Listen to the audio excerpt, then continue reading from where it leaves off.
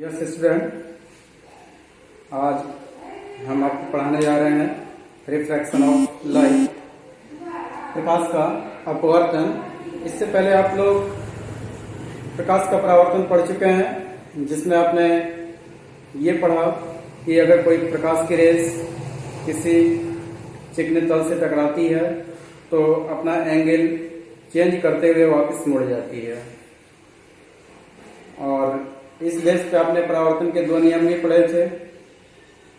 अब आते हैं हम रिफ्रैक्शन ऑफ लाइट, अपवर्तन। ठीक है, प्रकाश का अपवर्तन क्या होता है? आपने गौर किया होगा कि प्रकाश का जो प्रॉपर्टी था उसमें एक प्रॉपर्टी आपने पढ़ी है कि प्रकाश सदैव सीधी रेखा में चलती है। ठीक है, लेकिन हम यहाँ आपसे ये बोलने जा रहे हैं कि ऐसा नहीं है कि हमेशा जो सनलाइट है वो आपका स्ट्रेट लाइन में ही चलती है। ठीक है, ऐसी भी पॉसिबिलिटी है कि स्ट्रेट लाइन ना होकर के जो प्रकाश की किरण है वो आपकी बेंड हो जाती है, मुड़ जाती है। तो अगर किसी एक, और इसके लिए क्या है नेसेसरी कि जब प्रकाश की किरण विचलित होती है अपने मार्ग से, तो उसके लिए दो मीडियम का होना आवश्यक है।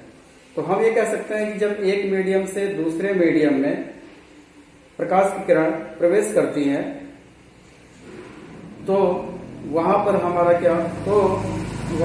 प्रकाश का अपवर्तन होता है। और इसमें होता क्या है कि जब एक माध्यम से दूसरे माध्यम में प्रकाश की किरण एंट्री करती है तो वहां पर जो प्रकाश का रेज है वो स्ट्रेट ना होकर के क्या होता है, मुड़ जाता है। और इसी घटना को हम प्रकाश का अपवर्तन कहते हैं या रिफ्रैक्शन ऑफ लाइट बोलते हैं। कैसे, देखिए। सबसे पहले तो आप मीडियम को ध्यान में रखिएगा कि मीडियम क्या होता है। ठीक है, मीडियम माध्यम, जैसे मैंने अभी बताया कि प्रकाश के अपवर्तन के लिए दो मीडियम का होना आवश्यक है।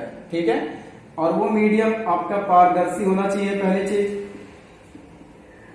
ठीक है, पारदर्शी माध्यम होना चाहिए। जैसे इसमें आपका एयर हो सकता है, ठीक है, वाटर हो सकता है और ग्लास आप ले सकते हैं। ठीक है, तीनों ट्रांसपेरेंट हैं, तो ये तीन मीडियम में से दो मीडियम आप ले सकते हैं। अब हम प्रकाश का अपवर्तन पढ़ते हैं कि इसको आप कैसे प्रदर्शित करोगे। ठीक है, तो देखो, ये आपके पास एक ग्लास का बॉक्स है, मान लो ये ग्लास है और यहां पर आपका क्या है, ये एयर है। दो मीडियम आपका तैयार हो गया, एक ग्लास और एक एयर। तो यहां पर अगर हम एयर की बात करें तो एयर में प्रकाश की रेज सीधी चली और ये जो पॉइंट है ये दोनों मीडियम को सेपरेट कर रहा है। ठीक है, इस पॉइंट को बोला जाता है क्या, आपतन बिंदु। इससे पहले भी आप पढ़ चुके हैं, इसको हम आपतन बिंदु बोलते हैं। और यहां से एक परपेंडिकुलर लाइन आपने डालनी है, एक काल्पनिक रेखा आप डालोगे इस तरीके से। अब क्या होता है, देखिए, इसके बाद जब आपने इतना किया तो जैसे ही ये एयर से ग्लास में आएगी ये रेज, तो ये क्या होता है, थोड़ा सा अपने मार्ग से विचलित हो जाती है। ठीक है, मतलब कुछ इस तरीके से आप कह सकते हैं। अब यहां से ये स्ट्रेट लाइन में एंट्री कर जाती है, अब यहां से स्ट्रेट लाइन में जाएगी।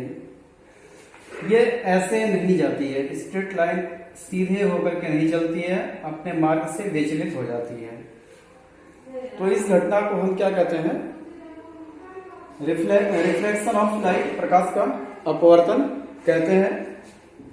अब थोड़ा ध्यान दीजिएगा आप। ठीक है, ऐसा नहीं है कि हमेशा ये जो है रेज आपकी इधर ही मुड़ती है, रेज आपकी इधर भी मुड़ सकती है। ठीक है, तो हम एक चीज नोट करते हैं। सबसे पहले देखिए कि जो आपका मीडियम है, ठीक है, एयर जो है ये क्या है, विरल माध्यम है, और ये आपका सघन माध्यम है। विरल और सघन का मतलब भारी और हल्के से है। वायु हल्की है, ग्लास भारी है, ठीक है, तो ये सघन है और ये विरल है। अर्थात इसकी डेंसिटी क्या है, इसका घनत्व अधिक है, इसका घनत्व कम है। तो जब कोई प्रकाश की किरण विरल माध्यम से सघन माध्यम में प्रवेश करती है तो ये इसको इसको नाम दे देंगे हम क्या, अभिलंब। ध्यान दीजिएगा इसको, अभिलंब, ठीक है। जब कोई प्रकाश की किरण विरल माध्यम से सघन माध्यम में प्रवेश करती है तो वह अभिलंब की ओर झुक जाती है, ठीक, इधर की ओर। और इसके उलट अगर कोई प्रकाश की रेस सघन से विरल माध्यम में एंट्री करती है तो ये अभिलंब से दूर हट जाती है। मतलब उस कंडीशन में आपकी जो रेज है आपकी इधर की तरफ बढ़ेगा, ठीक है। अब हम क्वेश्चन हमारा ये है कि ऐसा क्यों होता है, ठीक है, क्यों ऐसा होता है कि ये इधर मुड़ रही है, ये इधर मुड़ रही है, ठीक। तो देखिए इसके पीछे भी लॉजिक है, और वो लॉजिक ये है कि विरल माध्यम में अगर हम बात करें, एयर में हम बात करते हैं, तो एयर में जो प्रकाश की चाल होती है, ठीक है, स्पीड ऑफ लाइट। अब हम यहां बात करते हैं एक चीज का कि स्पीड ऑफ लाइट, ठीक है। तो स्पीड ऑफ लाइट एयर में जो होता है वो कितना होता है, 3 × 10⁸ मीटर पर सेकेंड। लेकिन जैसे ग्लास में आता है, ठीक है, तो ग्लास में आने पर इसकी जो स्पीड होती है लाइट की वो क्या होती है, उसमें चेंजिंग आती है। मतलब इसकी जो स्पीड है यहाँ पर कम हो जाती है, 2 × 10⁸ मीटर पर सेकेंड। तो हम यहाँ देख रहे हैं कि एयर में तो प्रकाश की चाल कितनी है, 3 × 10⁸ मीटर पर सेकेंड है।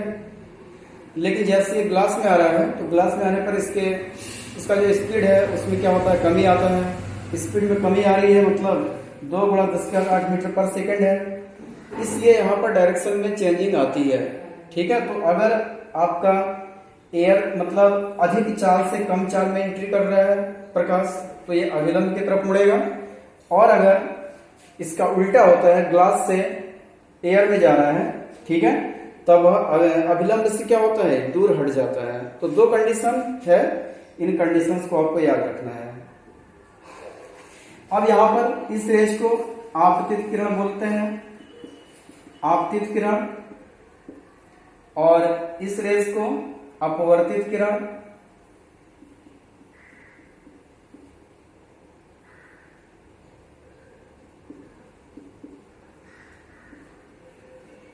और ये जो एंगल है, ठीक है, इस एंगल को आपतन कोण और इस एंगल को बोला जाता है अपवर्तन कोण। इसको I से प्रदर्शित करते हैं और इसको R से, ठीक।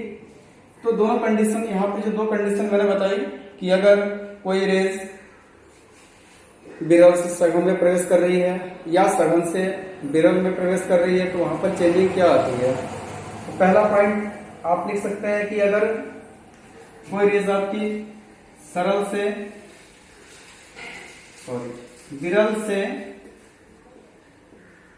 से सघन माध्यम में अगर प्रवेश करती है तो ये अभिलंब की तरफ मुड़ेगी, ठीक है। क्यों, क्योंकि स्पीड में क्या होगी, इसके कमी आएगी।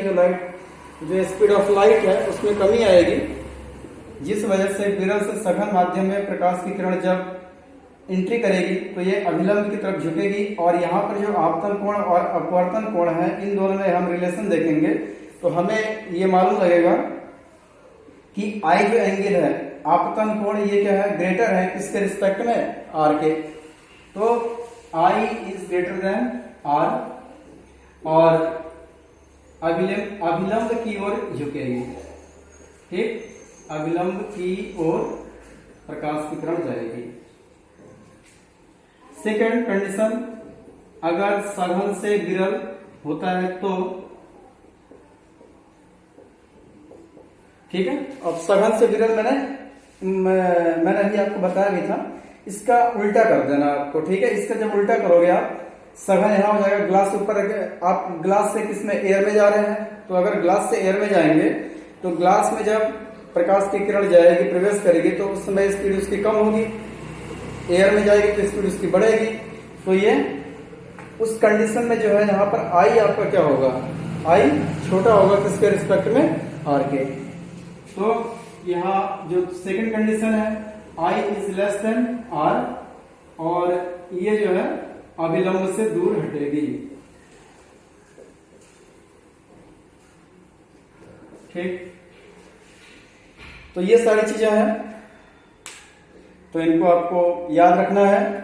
इसके बाद देखिए अगला पॉइंट आपका है कि इस आधार पर प्रकाश के अपवर्तन के दो नियम भी हैं। जिस प्रकार से प्रकाश के परावर्तन के दो नियम थे, उसी प्रकार से प्रकाश के अपवर्तन के भी दो नियम है। पहला नियम, आपतित किरण, अपवर्तित किरण, आपतित किरण, अपवर्तित किरण और आपतन बिंदु तीनों एक ही तल में होते हैं, एक ही तल पर होते हैं, ठीक है।